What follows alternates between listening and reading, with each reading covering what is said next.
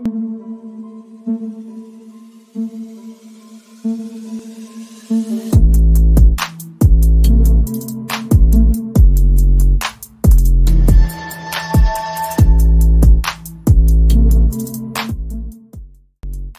chicos, ¿cómo están? En el video de hoy vamos a ver cómo es la distribución de tensiones en elementos solicitados a esfuerzos normales, ¿sí? Una solicitación axial. Más que cómo esta distribución, que es una distribución muy conocida, el propósito es decir por qué es así, ¿bien? Es que entiendan el por qué la distribución de tensiones es así, ¿bien? Algunos de los elementos sometidos a esfuerzos axiales, puesto aquí por ejemplo los cables de un puente atirantado, o bien las vallas de esta estructura metálica, ¿bien? A modo de ejemplo, aquí tenemos un modelo de una estructura metálica donde esta cercha, al modelarla, ¿bien? Tiene cargas en sus nodos y el cordón inferior resulta traccionado, ¿sí? El cordón inferior experimenta esfuerzos axiales de tracción. Bien, ¿cómo se define una valla sometida a esfuerzos de tracción? Básicamente es una valla de eje recto que posee dos fuerzas iguales y contrarias en sus extremos de magnitud P, ¿sí? Que tienen una dirección paralela al eje de la valla y situadas en dicho eje, ¿bien? Entonces experimentan tensiones normales de tracción, ¿sí? Cuya distribución es uniforme en toda la sección transversal, ¿sí? Toda la sección transversal al eje. Bien, como les he dicho, ya sabemos que las tensiones son igual a la carga sometida P dividida la sección transversal A, pero queremos saber por qué, ¿bien? ¿Por qué es así? ¿Qué hipótesis se deben cumplir? ¿Y cuándo podemos aplicar esta ecuación? ¿Bien? Para ello vamos a utilizar una serie de pasos que son propios de la resistencia de materiales para determinar las distribuciones de tensiones, ¿sí? Es un método general que en alguna bibliografía es llamado método de las secciones y es diferente al utilizado por la teoría de la elasticidad, ¿sí? Esta es la gran diferencia, una de las grandes diferencias es cómo determinamos la relación entre cargas y tensiones, ¿bien?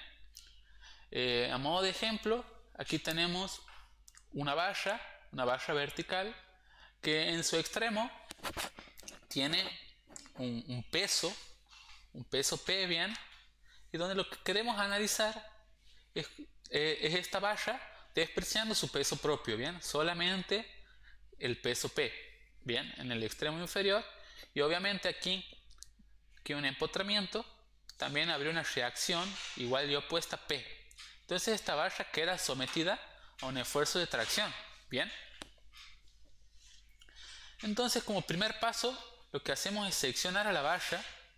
Aquí la seccionamos por un plano transversal al eje longitudinal y imaginariamente retiramos una de las porciones, ¿bien? Y la reemplazamos por fuerzas interiores. Bien, estas fuerzas interiores ya sabemos que un diferencial de fuerza se obtiene multiplicando la tensión sigma en el plano por un elemento de área diferencial de A, ¿bien? Aquí lo que he querido representar es que en principio la distribución de tensiones podría ser cualquiera, ¿bien? Porque es lo que queremos determinar, ¿bien?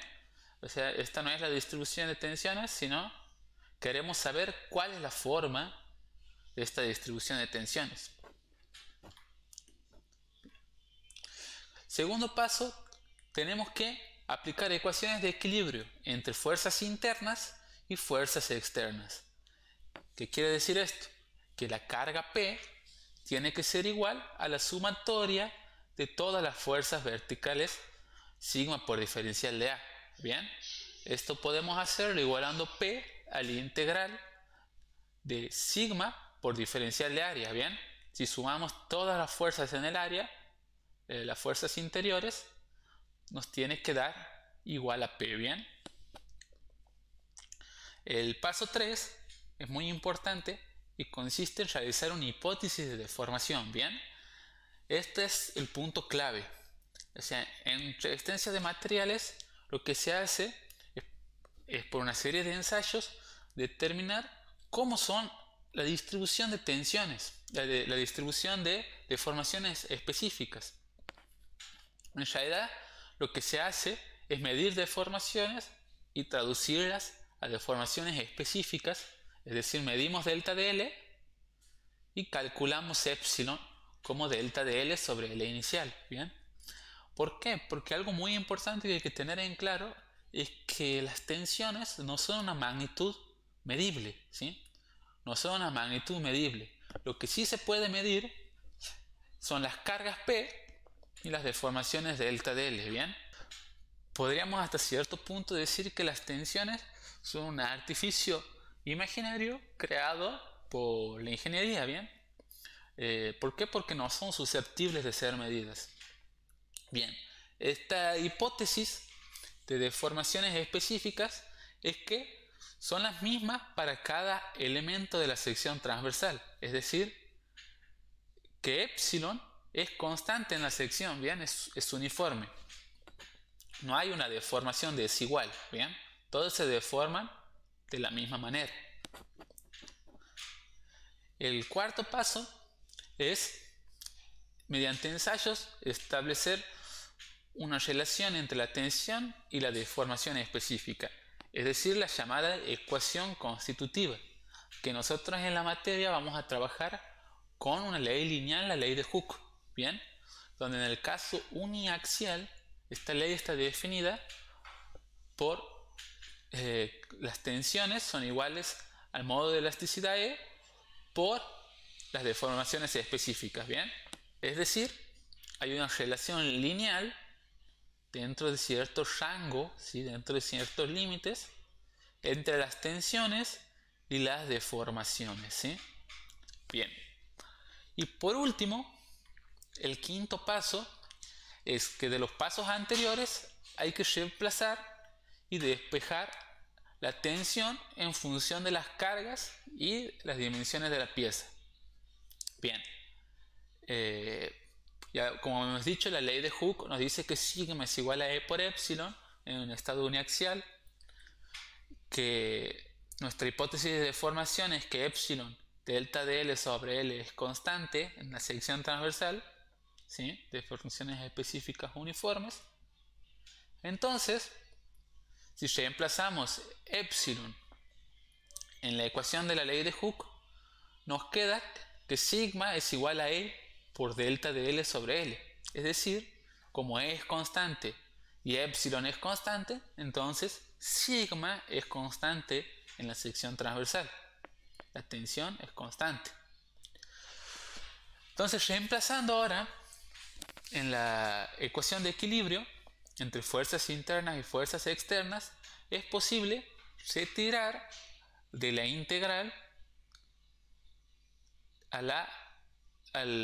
a sigma, ¿sí? Lo retiramos de la integral porque es una constante y nos queda que la fuerza externa P es igual a sigma por A. Luego despejando tenemos que sigma, las tensiones, son igual al cociente entre la carga y la sección transversal A. Es decir, que la relación entre que la tensión sigma es uniforme en todo el área y su valor vale P sobre A. Bien. Ahora bien, ¿cuáles son algunas de estas restricciones a la ecuación anterior? Primero, que la pieza debe ser recta, ¿bien? Porque si fuera curva, habría excentricidad de la carga produciéndose momentos flectores. Segundo, la carga debe estar centrada en el eje de la pieza, ¿bien? Tanto 1 como 2 van a dar como resultado una flexión, no cumpliéndose la hipótesis de deformación que hemos admitido. Bien, También la carga debe estar aplicada en un punto alejado a la sección considerada. ¿Qué quiere decir esto? Que si nosotros que en las secciones cercanas al punto de aplicación de la carga puntual, la distribución de tensiones no es uniforme, ¿sí? No es uniforme. ¿Por qué? Se produce una concentración de tensiones, se produce una concentración de tensiones y yendo a nuestros tres pasos, no se cumple también la hipótesis de deformación, ¿sí? Aquí hay ciertos lugares donde las deformaciones son mayores que en otros lugares, ¿bien?